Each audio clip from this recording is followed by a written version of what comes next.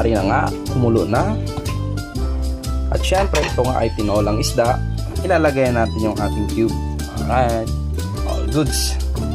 At hintayin ulit natin matunaw ang cubes. Ayan na, at kumukulo na naman. At ilalagay na natin yung ating pangmalakasang sili.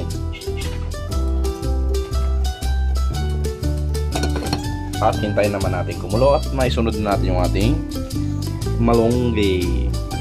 Diba? Ari na, at kumukulo na naman. Napakasarap ng amoy. At ari ilalagay natin ang ating malunggay.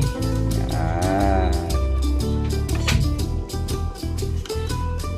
Ito ang saktong ulam sa mainit na panahon. Healthy lang. Yan. At yan, okay na yan.